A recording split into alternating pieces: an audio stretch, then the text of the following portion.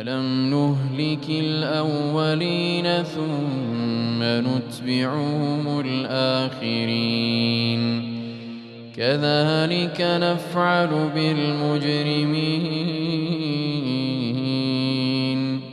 ويل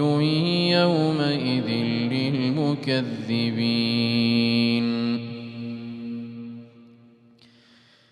ألم نخلقكم من ماء مهين فجعلناه في قرار مكين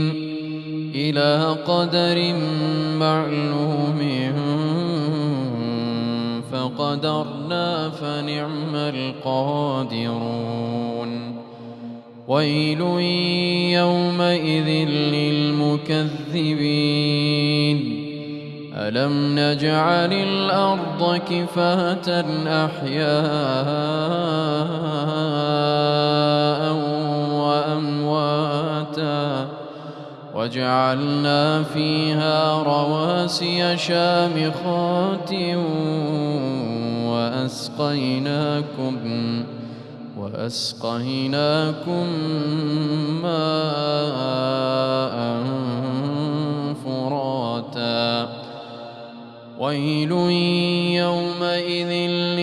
للمكذبين انطلقوا إلى ما كنتم به تكذبون انطلقوا إلى ظل ذي 3 شعب لا ظليل ولا يغني من اللهب إنها ترمي بشرر كالقصر كأنه جمالة صفر ويل يومئذ للمكذبين هذا يوم لا ينطقون ولا يؤذن لهم فيعتذرون ويل يومئذ للمكذبين. الله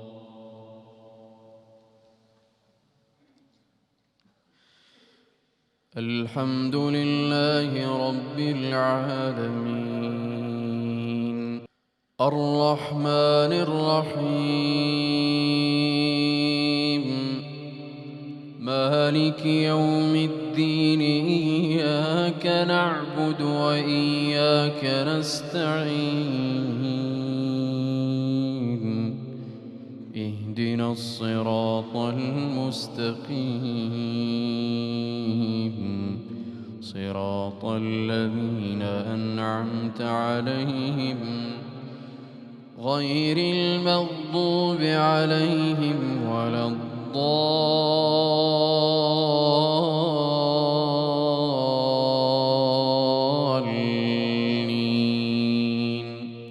آمين.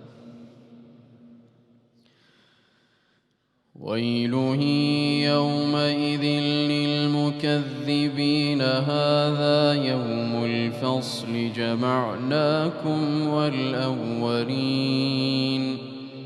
فإن كان لكم كيد فكيدون ويل يومئذ للمكذبين إن المتقين في ظلال وعيون إن المتقين في ظلال وعيون وفواكه مما يشتهون كلوا واشربوا هنيئا بما كنتم تعملون إنا كذلك نجزي المحسنين المحسنين ويل يومئذ للمكذبين كلوا وتمتعوا قليلا إنكم مجرمون ويل يومئذ للمكذبين وإذا قيل لهم اركعوا لا يركعون ويل يومئذ للمكذبين فبأي حديث بعده